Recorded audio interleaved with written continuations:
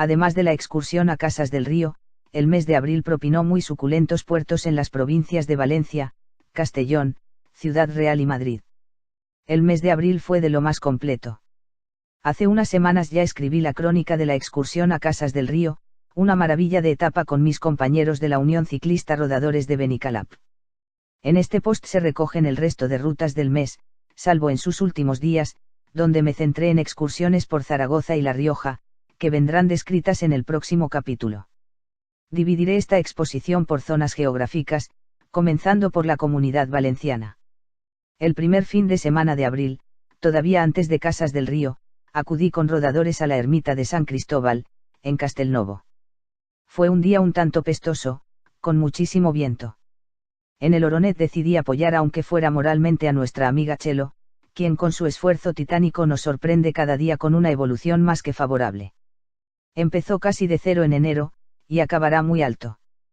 Tras realizar el descenso con Carol, llegamos a la rotonda de Torres, desde donde padecimos las inclemencias del tiempo.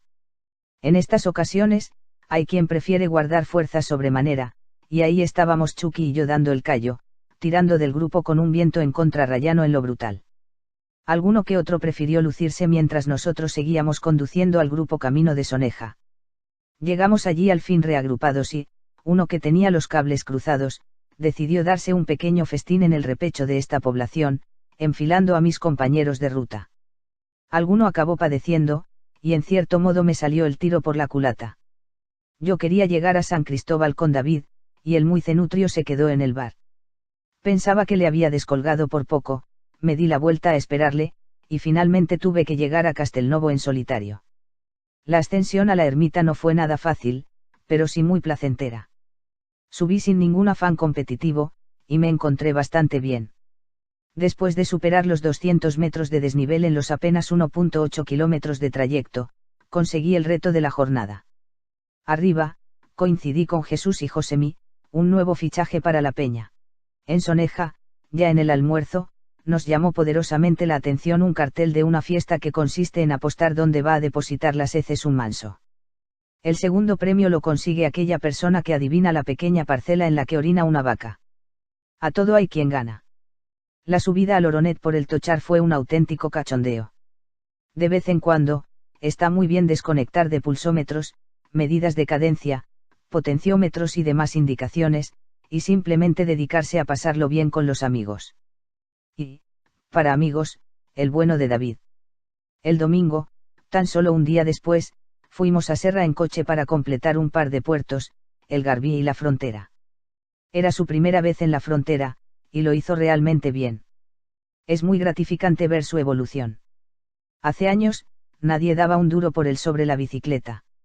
En los últimos meses, sin embargo, nos está enseñando que cuando se quiere, se puede, y no hay límites razonables que queden fuera del alcance de cualquiera de nosotros. Hace un par de años, nadie lo creía. Ahora, a falta de unas pocas semanas para la quebrantahuesos, podemos estar seguros de que lo conseguirá. Yo estoy particularmente contento, porque siempre creí en que podría conseguirlo, probablemente más que él mismo, por lo que ver cómo era capaz de sufrir en las rampas más duras de la frontera me llenó de satisfacción. También en la Comunidad Valenciana, más concretamente en la provincia de Castellón, protagonicé una nueva aventura la semana siguiente, justo el día después de la excursión a Casas del Río. Me desplacé a Benicàssim en coche, y subí desde allí el desierto de Las Palmas. Los paisajes de esta zona son simplemente espectaculares, combinando el horizonte del Mediterráneo con las incipientes montañas plagadas de flora muy diversa. Disfruté como un enano y, ya arriba, me decidí por probar suerte con el Monte Bártolo. La carretera pasaba de tener un estado perfecto a otro bien distinto. Las rampas se tornaban bastante radicales. Fue un auténtico reto. Llegué a pensar en bajarme de la bicicleta. Había rampas que parecían imposibles, más si cabe después de la jornada anterior. Pero no fue necesario. Apreté los dientes y llegué a la cima con una explosión de júbilo como pocas he tenido la ocasión de disfrutar. Mereció la pena. Nos trasladamos a la Comunidad de Madrid. En esta ocasión realicé allí un par de etapas cortas, una por la dehesa de la Villa y otra al puerto de Navacerrada. La primera fue una sucesión de ascensiones a la colina en plena capital de España. La segunda, fue una subida con algo de fresco a un puerto de Aupa. Mi intención era llegar a la bola del mundo, pero en cuanto me dirigí a su camino, una vez alcanzada la cima de Navacerrada, comprobé con mis propios ojos que era imposible. La nieve cubría toda la carretera. En cualquier caso, fue una gran etapa, y aproveché para detenerme un rato en el descenso en la Fuente de los Geólogos. Como siempre, fue un placer pedalear de nuevo por la Sierra de Guadarrama. Por lo que respecta a Ciudad Real, cabe reseñar que en este mes ya quedó aparcada la bicicleta de montaña, con objeto de centrarme más en la carretera, debido a la proximidad de la Quebrantahuesos. Destacaré aquí 3 etapas: el Mirador de la Santa, a principios de mes, Los Santos y el Navajo, y el Rocino.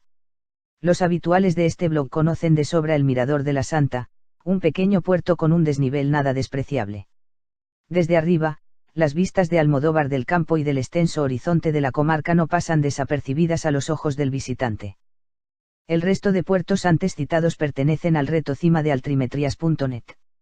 Los Santos se asciende desde Villarrubia de los Ojos, un pequeño pueblo próximo a Puerto Lápice. Fui allí por la tarde, después de una pequeña siesta, dispuesto a completar un par de cimas. Se trata de un puerto llevadero, pero bonito, camino de Urda, el pueblo de mi buen amigo Pablo.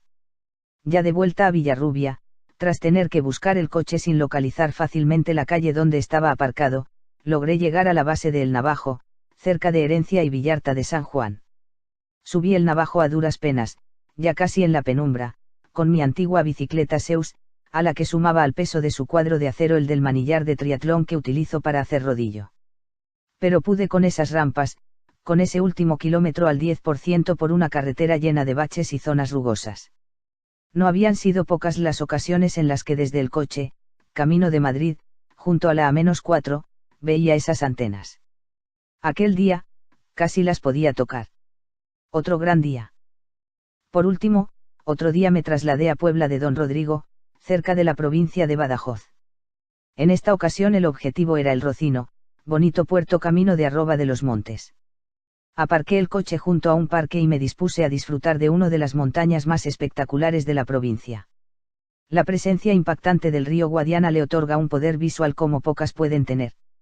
La curva de herradura descrita por el Guadiana perfectamente recuerda a la mítica del Duero, junto al Monte de las Ánimas, en la preciosa ciudad de Soria.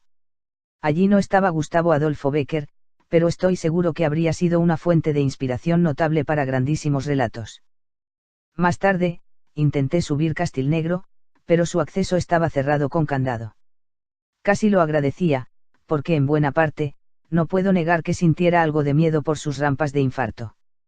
De este modo, estaba preparado para visitar más tarde a los puertos de Zaragoza y La Rioja, y afrontar mi 5ª participación en la marcha de Ayora. Todo eso, y mucho más, en los próximos capítulos de A Golpe de Pedal.